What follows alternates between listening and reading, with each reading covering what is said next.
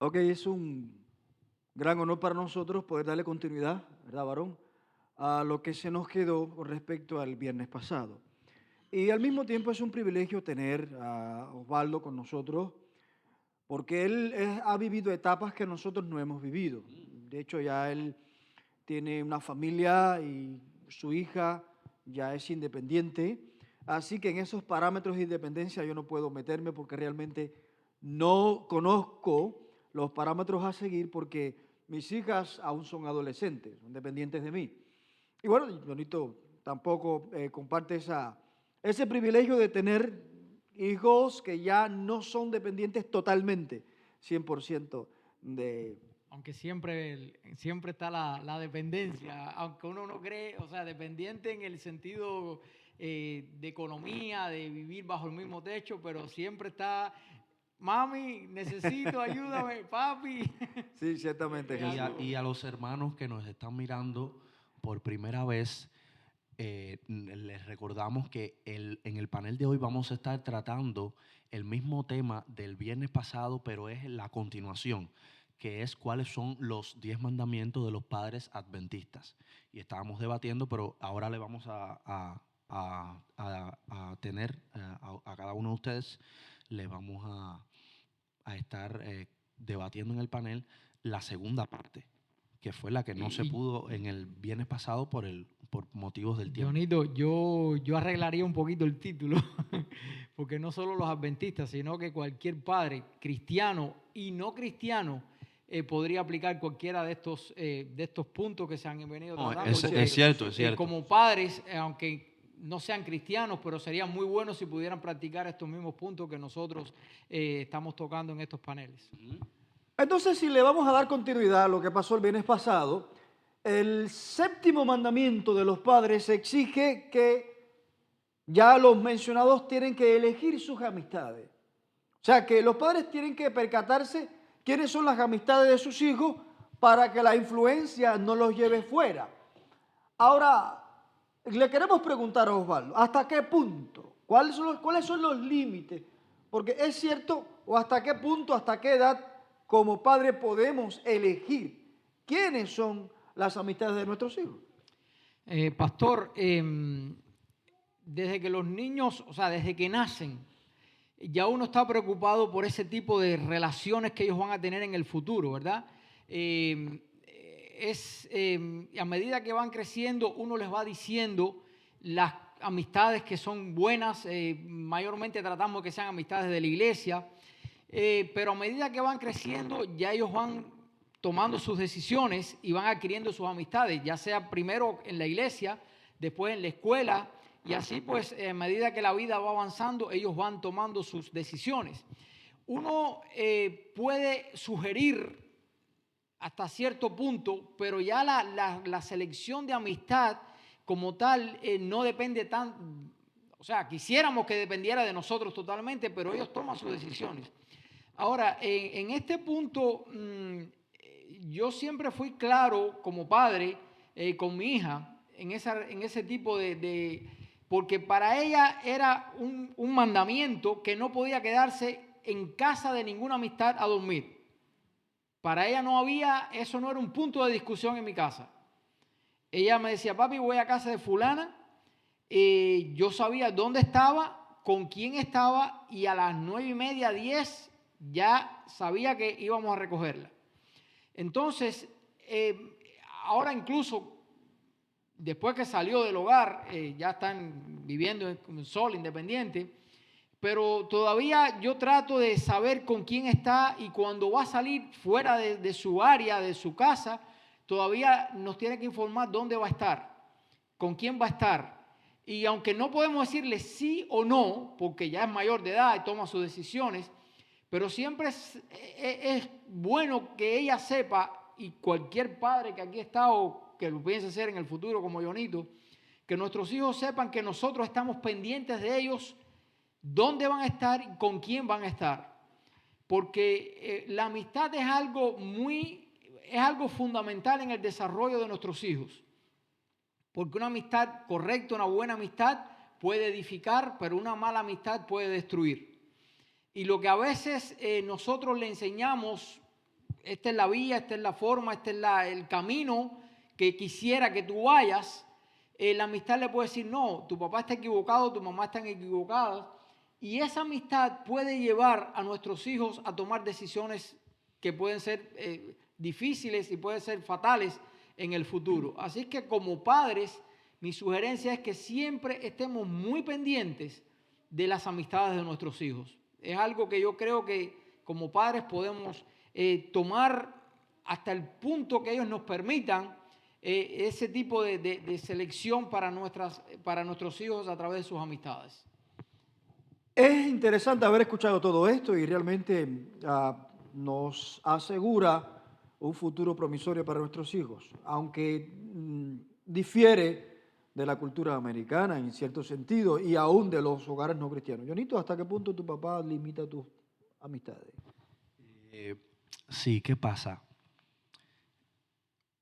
Hasta cierto punto, por lo menos en lo que a mí se respecta, en mi historia, la historia que yo puedo contar de lo que yo he vivido personalmente, mis padres siempre han tratado de moldear las amistades que yo he ido teniendo, porque puede ser que muchas veces uno cree que una persona es nuestro mejor amigo. Muchas veces como jóvenes pensamos que una persona es nuestro mejor amigo y nos los demuestra. Nos los demuestra con hechos y es verdad que es nuestro mejor amigo, pero muchas veces nuestros padres no quieren que nos llevemos con esa persona porque ellos saben que esa persona tiene un mal comportar, un mal... ustedes saben que tiene malos hábitos y malas influencias, malos hábitos.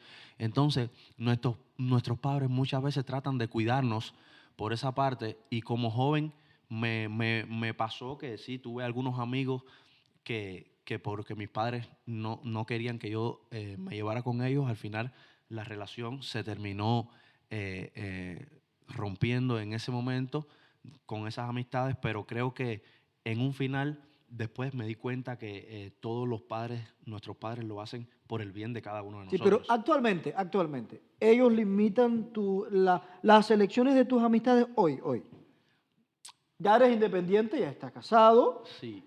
ellos limitan. Ya después que por lo menos yo me casé, ya no es igual.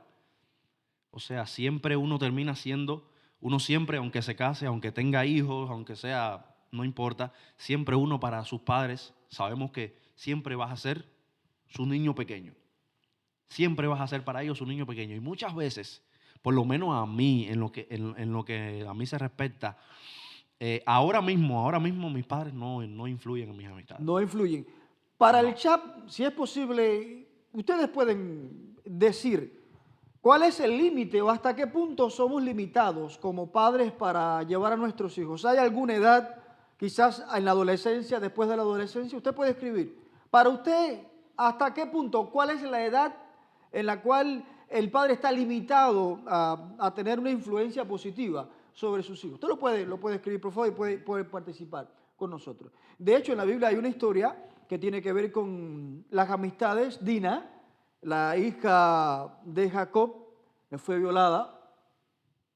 Y entonces la escritora que ya murió, la hermana Guay, explica que Dina era amante de las amistades que estaban fuera de los parámetros de Israel.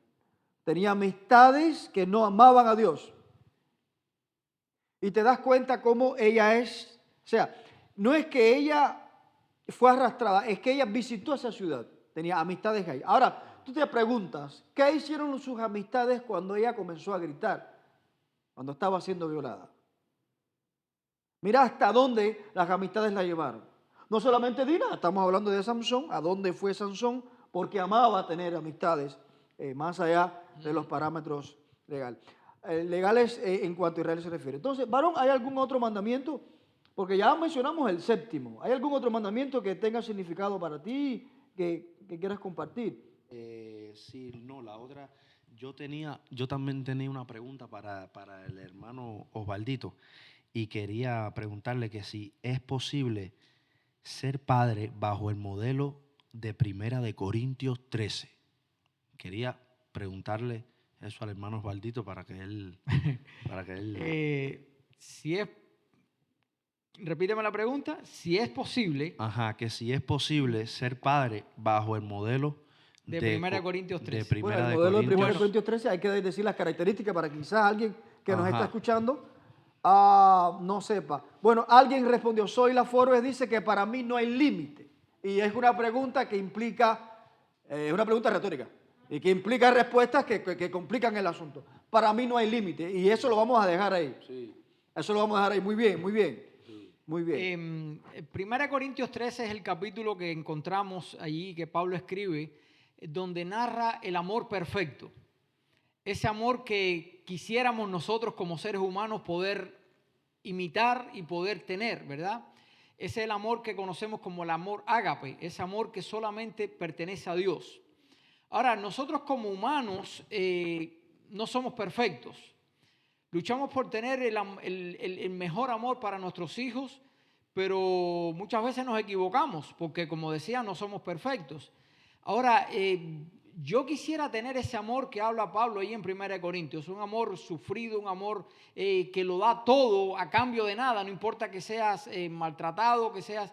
Ahora, pero muchas veces nosotros no reaccionamos así, porque aunque somos padres, aunque amamos a nuestros hijos, muchas veces ese amor no es el verdadero amor que quisiéramos tener para ellos, ese amor que puede darlo todo. Y por eso yo creo que yo estoy luchando. No sé, pastor, tú como padre, si has logrado ese amor ágape del cual habla allí 1 Corintios 13. Bueno. Pero- Las características de 1 Corintios 13 es un reto para todos. Definitivamente. Todo lo puede, todo lo cree, todo lo espera, todo lo soporta, nunca deja de ser. La palabra ágape es incorporada al amor ideal, o sea, es el amor con el cual Dios nos ama. La Biblia habla del amor fileo, que es otro tipo de amor, que es el amor familiar, hermanos, hermanas, pero el ágape se está refiriendo a la forma en que Dios nos ama.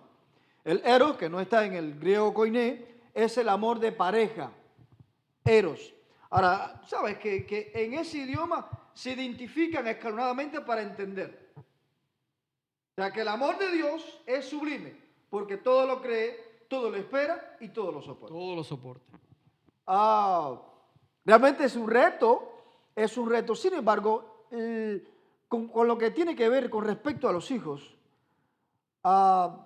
es una experiencia única. Y a pesar de que nuestros hijos en ciertos momentos no nos hagan felices 100%, van a ser nuestros hijos. Y nosotros soportamos lo que a nadie le soportamos. ¿Ya? Y hay una diferencia entre, cuando se trata de un hijo, hay una diferencia abismal a cuando se trata de alguien que no es hijo. O sea, uno trata de incorporar, o sea, de demostrar mucho más allá de lo que nosotros queremos. El ideal que el 1 Corintios presenta es el ideal por el cual nosotros debemos amar a nuestros hijos, porque es así como Dios nos ama como hijos. Simplemente. Ahora, pastor, sabes que pensando en lo que tú comentabas, cuando nosotros pensamos en lo que es amor, el amor, eso se sabe, o sea, el amor de padre me estoy refiriendo, padre hacia nuestros hijos, eso únicamente uno lo puede experimentar cuando es padre. De otra forma, lo puedes imaginar. Y eso quizá, pienso que tú se lo has dicho a tus hijas y como yo se lo he dicho a la mía muchas veces. Mi hija ya es una mujer, o sea, va a cumplir 26 años. Pero cuando ella llega a la casa y ella se acuesta en la cama y yo me tiro ahí con ella y me acuesto y hablamos y pasamos ese tiempo, ella me dice, papi, échate para allá.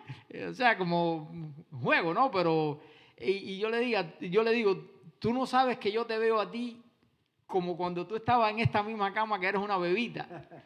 Porque no crece, o sea, ese punto de que no lo vemos crecer para nosotros al punto de que decimos, bueno, ya es independiente, ya toma sus decisiones, ya hace su vida por otro rumbo, ya yo de lejos. No, eso nunca lo perdemos. Y yo entiendo a mi mamá porque mi mamá todavía con la edad que tengo, para ella me llama, ya comiste, no has comido, ven a comer. O sea, ese tipo de amor que uno como padre siente por nuestros hijos, yo creo que cuando lo comparamos con el amor de Dios podemos entender hasta qué punto Dios nos ama a nosotros. Es más fácil entonces identificar las características de 1 Corintios 13 Exacto. cuando se es padre. Porque ese tipo de amor, que no importa lo que hagan, yo Cuando se siempre padre. voy a estar ahí. No así con los demás. Exacto. No así con los demás. Ese amor incondicional Cierto. hacia nuestros hijos solamente lo puede sentir un padre por un hijo, porque ni los esposos sienten ese tipo de amor. Un esposo, por ciertas situaciones o ciertos inconvenientes, se separan y el amor deja de existir. El amor de los hijos, de los padres hacia los hijos, es un amor incondicional. No importa qué, yo siempre voy a estar ahí. Así mismo es una madre. Muy bueno. Y una madre, un padre, no les importa nunca lo que un hijo, a cuán lejos se haya ido, cuán lejos se haya separado de su hogar, cuán lejos haya estado. Bueno, entonces no tú nos importa. vas a decir, porque realmente yo no tengo esa experiencia y tú vas a hablarnos a nosotros. Ujú. ¿Tienes varón? ¿Tuviste algún No, varón? solo Yo una- tampoco. solo una Hay hembra. una diferencia entre el tratar a los hijos varones y a las hembras. Ya después que la pubertad surge la idea de ser hombre, ¿sabe? Hay un desarrollo de querer ser independiente. Bueno, háblanos de eso porque yo no sé de eso. No, tú sí sabes también. No. Me está echando la papa caliente arriba a mí. No sé de eso. Quiere que yo sé que rompe Es hielo. que aunque somos padres, pero somos hijos. Exacto, pero- Somos hijos y sabemos hasta qué punto nosotros llegamos e hicimos que nuestros padres estuvieran detrás de nosotros también. Sí, hay claros ejemplos de padres que no ofrecen un ejemplo genuino, que no ofrecen amor incondicional, eso es cierto. Ciertamente, desde que este mundo cayó en pecado, la independencia es parte de la rebeldía. Y cuando, hablando como hombre, cuando uno ya está queriendo salir y está sintiendo parámetros de que ya quiero ser independiente, puede que nosotros violemos algunas medidas bíblicas que, por ejemplo, el 5.º mandamiento, no te honra a tu padre y a tu madre para que tus días se alarguen en la tierra que Jehová tu Dios te da. Así que simplemente en cuanto a eso se refiere, hay una brecha que seguir con respecto a eso. Donito, creo que tienes alguna otra pregunta. Yo también tengo varias preguntas que hacerle a Osvaldo porque él nos aventaja en experiencia con respecto a eso. Y pasando quizás por alto algunos de los mandamientos que nos quedan, que creo que se relacionan con lo que se habló el viernes pasado y creo que hemos tocado algunos parámetros. Ya identificamos que no hay limitaciones en cuanto a padres se refiere, porque si es así, nos metemos en un grave problema cuando Génesis 2.24, donde dice, se unirá a su mujer y serán una sola carne, ya hay una independencia completa del padre. Dejará el hombre a su padre y a su madre, está delimitando que ya no es como antes, que ya ahora está formando una familia. O sea que la pregunta, alguien respondió, no hay límite. O sea, la pregunta que hicimos ahorita es para desarrollar un debate. ¿Hay o no hay? La Biblia delimita claramente y dice, hasta aquí los padres llegaron. En cuanto a, porque el mandamiento, honra a tu padre y a tu madre, no tiene límites. Es hasta que el padre y la madre fallezcan. Pero incluye elementos que te enrolan, que hasta aquí llegó tu responsabilidad. Y me gustaría desarrollar esa parte, porque hay varias formas que presenta el texto. En el hebreo original, escuché a una profesora en Cuba, ella enseña hebreo muy buena, Niliuska Baños, y ella identificó 3 formas de separación en el aspecto mental, físico y espiritual. O sea, dejará el hombre a su padre y a su madre, se unirá a su mujer y será una sola carne. ¿Qué pasa? Que son 2 amores diferentes. Totalmente distinto. Ese límite de la paternidad tiene 2 como se estaba diciendo, tiene dos características. Yo como padre, al igual que el mío, que gracias a Dios aún vive y está saludable y demás, y con la edad que tiene, todavía él hace lo que sea para ayudarme a mí. O sea, yo veo eso que mi padre hace por mí. En ese aspecto no hay límites. No hay límites. Bien. En el aspecto de que yo como padre voy a estar siempre para lo que mi hija necesita, así como mi padre lo está para mí, en ese aspecto no hay límites. Ahora, hay ya ciertas decisiones que yo como padre no puedo interferir.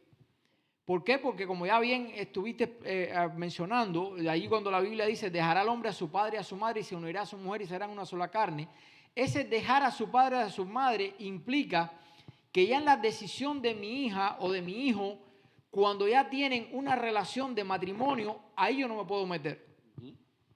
Ahí yo tengo que quedarme fuera. Aunque yo crea que ella o él tengan la razón. Encontramos un límite ahí. Ahí hay un límite. Porque si ya yo me meto en ese tipo de relación, yo voy a hacer más que bien, voy a hacer daño. Y el propósito de Dios en cualquier relación sea que crezca, no que se destruya. Y cuando yo como una tercera persona me meto, entonces estoy creando un problema. Y en ciertas, yo creo que en cierto tipo de decisiones, nosotros podemos como padres aconsejar. Decir, mira, yo creo que esta es la vía, yo creo que este es el camino, yo creo que por aquí esto es lo que tú debes hacer. Pero yo llego hasta el consejo, yo no puedo tomar la decisión. Y eso yo lo estoy experimentando todos los días. Porque mi hija me llama y me dice, mira, voy a hacer esto, voy a hacer esto otro, ¿qué tú crees? Pero a veces cuando yo trato de decirle lo que yo quiero que ella haga, me dice, no. Aunque me pide el consejo, pero no quiere hacer exactamente como yo lo estoy diciendo, sino que a veces busca de un consejo, por ejemplo, en cuestiones de economía y cosas así, que yo no soy un experto, y yo le doy mis consejos, pero ella dice, no, yo voy a consultar por esta otra vía porque yo creo que ellos me pueden orientar mejor. Y hasta ahí yo puedo llegar en el consejo, pero no en la decisión. Okay. Y es bien importante el tema que estabas tocando el hermano Baldito hace unos segundos, en el cual él estaba exponiendo sobre que es bien importante el límite que hay entre los padres a cuando se quieren ya meter dentro de una relación, de un matrimonio. Es bien importante eso porque estaba leyendo hace unos días en el internet que dice que una de las mayores causas de divorcio es porque las madres o los padres se meten dentro de la relación del hijo y aunque usted crea que no, pero al final ese es su padre o es su madre y sí influye. Sí, o sea, si ella quiere que se divorcien por X o por Y, ustedes saben que hoy en día todos los matrimonios tienen problemas, ningún matrimonio es perfecto y muchas veces las madres o los padres se meten dentro de la relación y terminan hasta que no hacen que termine la relación, no paran. Y es bien importante saber el límite como padres que tenemos sobre una relación de nuestros hijos. ¿Qué pasa? Que identificamos que son dos tipos de amores que nada tiene que ver. Y realmente la madre, cuando ve que su hija se casó, quiere que su hija trate a su esposo como ella trata a su papá. Así es. Y viceversa. Entonces, son dos tipos de amores. A veces las madres se sienten celosas porque mi hijo no me llama como antes, no se ocupa como antes y no se percata que la Biblia establece dejará, que hay una separación que no incluye deshonrar, sino que hay responsabilidades, así como ella tuvo su momento de responsabilidad y se separó. En ese sentido, ¿sabe que el mandamiento 10 incluye pasar tiempo de calidad? Pero hay una regla que rompe barreras. Se ha dicho que la paternidad tiene que ver mucho en el éxito de nuestros hijos, que crecen seguros. O sea, si un padre está atento a la crianza de ellos, los hijos pueden crecer con un futuro promisorio. Pero hay hijos que han sido huérfanos, que no han tenido ni han gozado de esa paternidad de la cual la Biblia habla, de la cual los expertos hablan. Sin embargo, se portan y se han proyectado mejor que aquellos que han tenido padres constantemente. Osvaldo, ¿cómo se explica eso? Esa pregunta está bien fuerte. Pastor, yo cuando tú haces esa pregunta y analizándola, yo creo que esto es esto es difícil de poder explicarlo con razonamientos, porque estos son decisiones de cada persona. Y aunque esa persona, como ya tú decías, alguien que no haya tenido un padre, una madre para orientarlo, para guiarlo, y vemos que han tomado decisiones correctas, mejores que hijos que se han tenido padres y madres a su lado, orientándole y guiándole.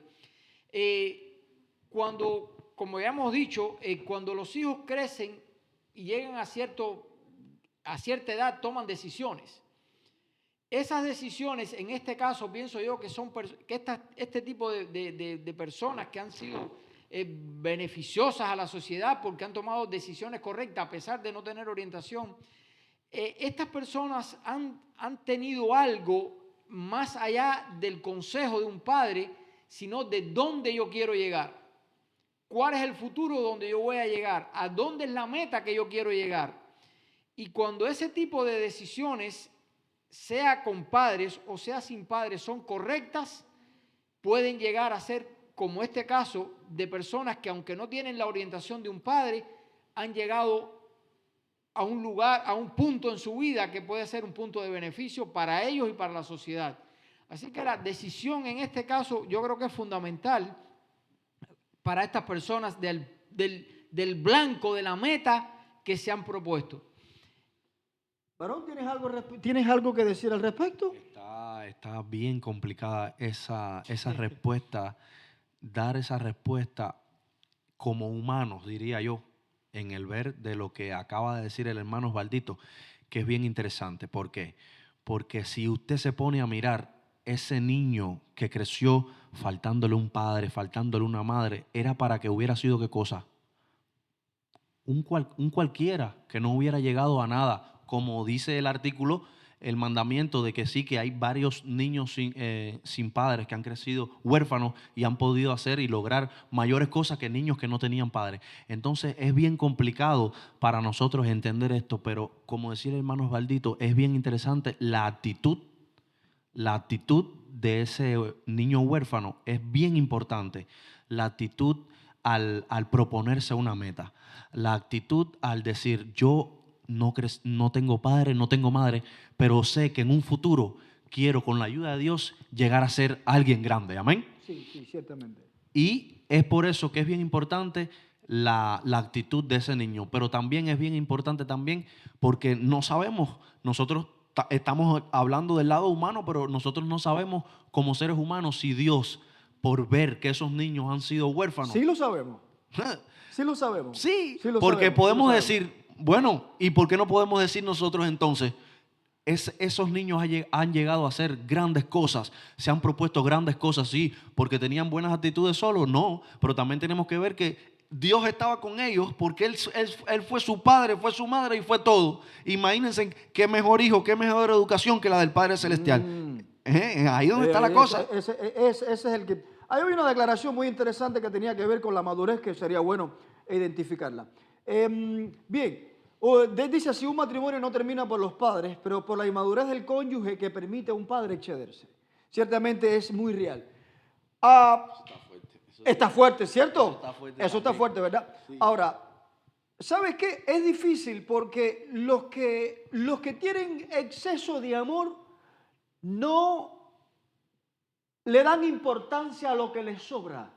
Y aquellos que no han tenido ni una pizca de ello, si tuviesen el 5% de los que les sobra mucho, serían felices. Déjeme decirle que los cristianos creemos que muchos seres humanos son guiados a través de la voz del Espíritu Santo. Y claro, nosotros identificamos y creemos por los escritos inspirados que en el cielo, por primera vez, muchos salvados escucharán el nombre de Jesús. ¿Cómo se salvaron? O sea que Jesús el Padre Celestial es experto en buscar a los huérfanos. ¿Mismo es? Es experto en encontrar, en llenar el vacío de corazones que no han tenido la dicha de tener un padre en una sistematicidad en cuanto a crianza se refiere. Yo conocí una vez en Cuba a un muchacho que era huérfano, no tuvo padre ni madre. La madre creo que lo abandonó y después el padre murió, no sé.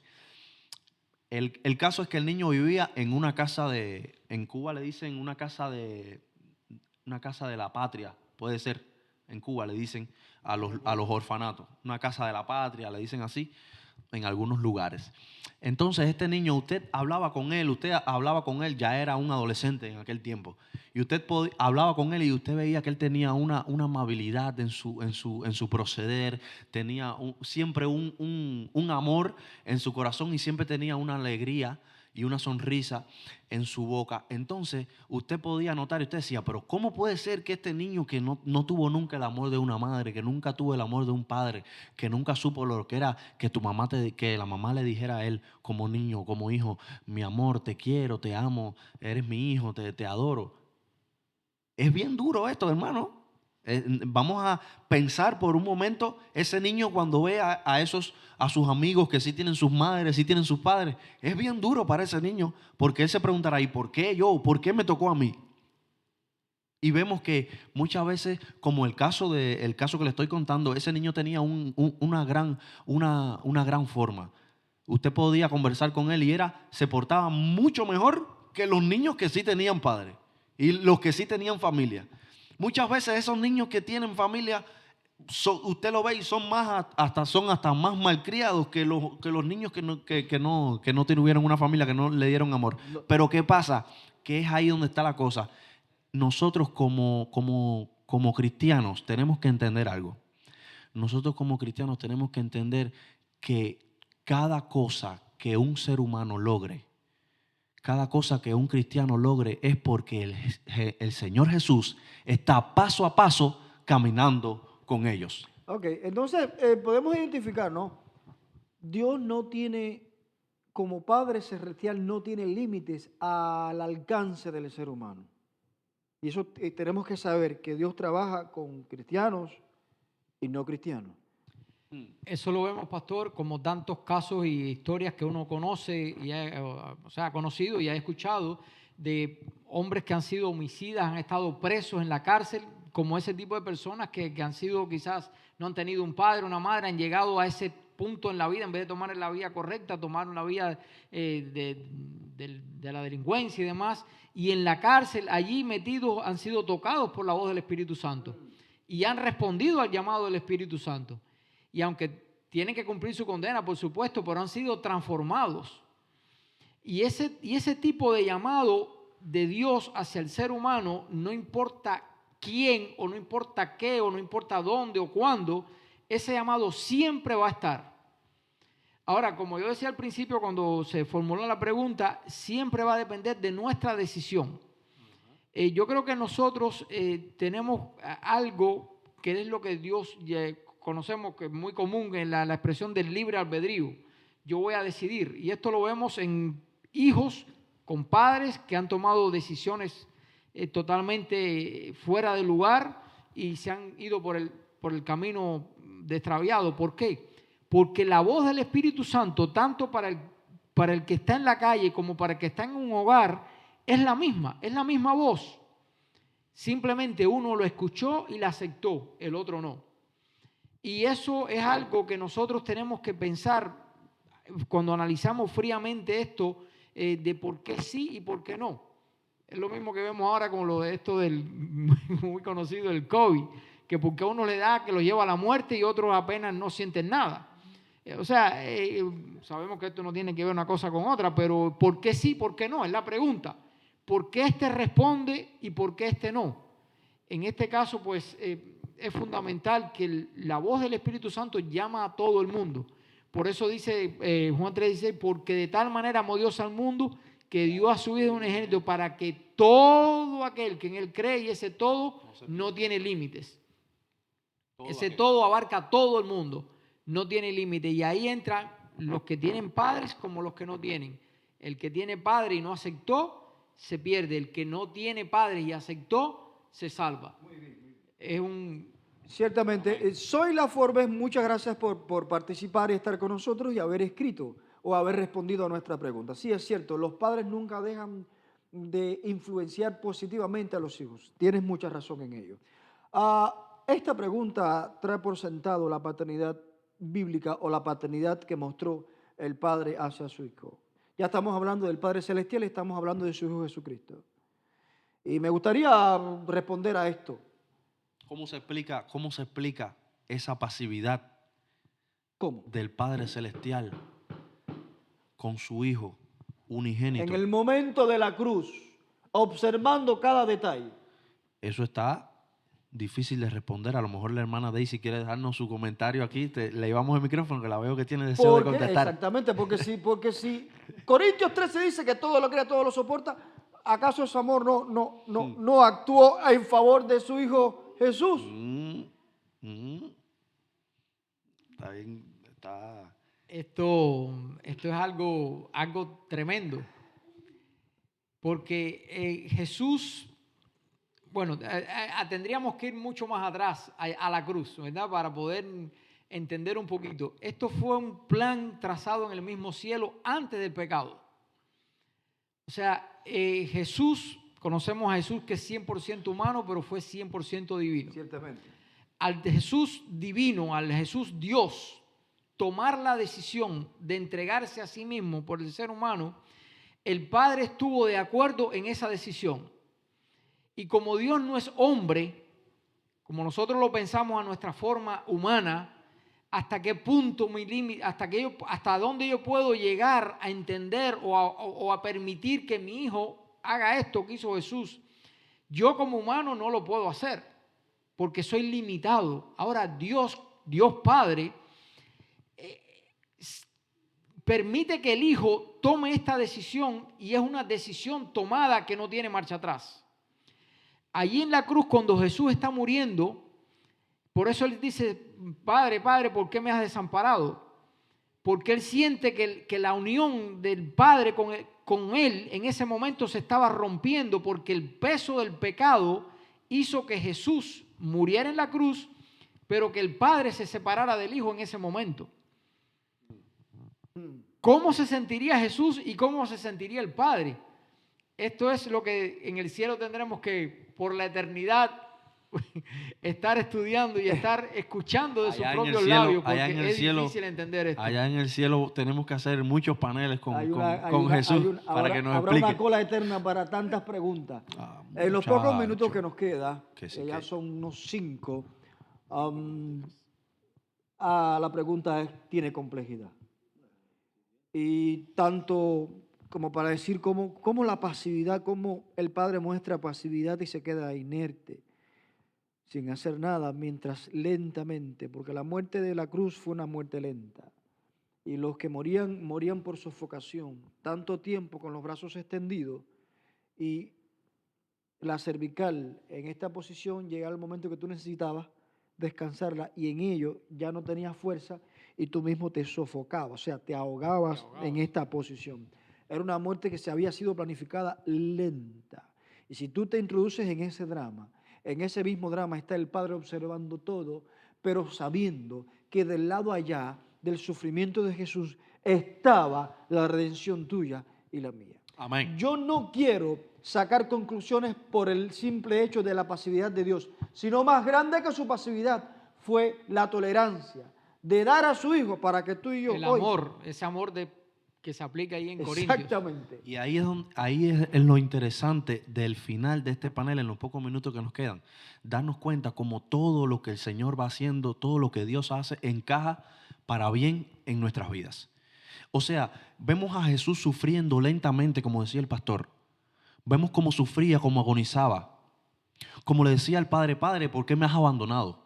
Pero también sabemos que Dios estaba en su trono y sufría. Sí sufría porque él sabía que su hijo allá abajo estaba sintiendo mucho dolor, estaba agonizando y no podía hacer nada por él.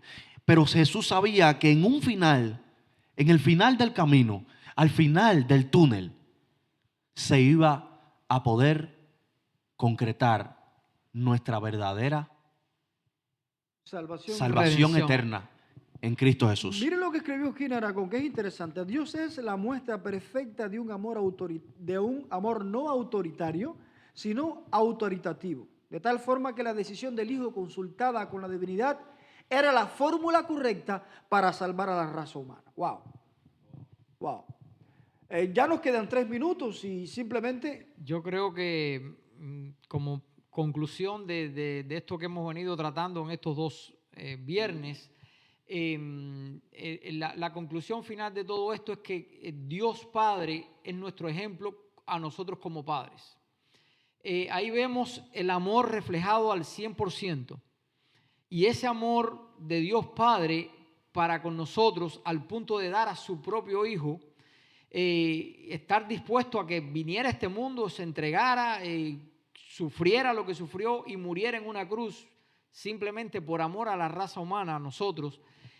Ahora yo como padre, ¿hasta qué punto estoy dispuesto a ser el padre de mi hijo o de mi hija? No importa qué.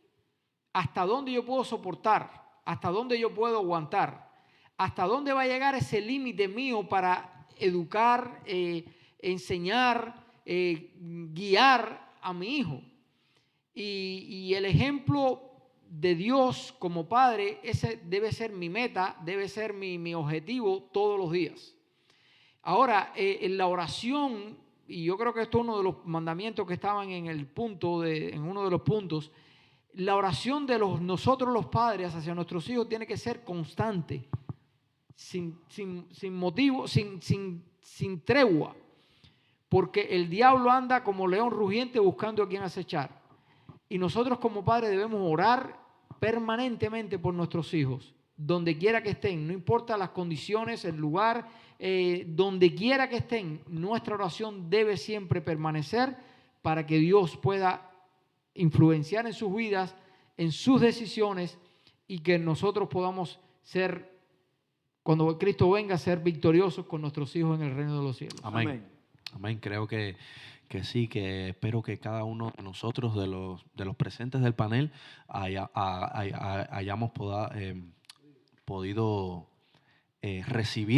recibir la lección de este ya segunda parte del panel, y a cada uno de ustedes y a cada uno de los televidentes que nos están mirando, que hayan podido recibir la verdadera unción del Espíritu Santo y haber podido aprender cada día más dentro del templo de Cristo Jesús. Porque es bien importante para cada uno de nosotros poder entender el mensaje que damos aquí en el panel. Porque muchas veces usted cree, no, pero muchas veces hay hermanos que ponían en el panel, no, eso no me aplica en mi vida, pero sí, siempre nos va a aplicar en la vida de cada uno de nosotros. Así que Dios le bendiga a cada uno de ustedes y los esperamos el próximo viernes. Hermano Lirinay, que nos despide en oración. Sí, oramos, gracias Dios por tu amor, por la enseñanza de la paternidad en la Biblia. Gracias a Dios por amarnos tanto. En el nombre de Jesús.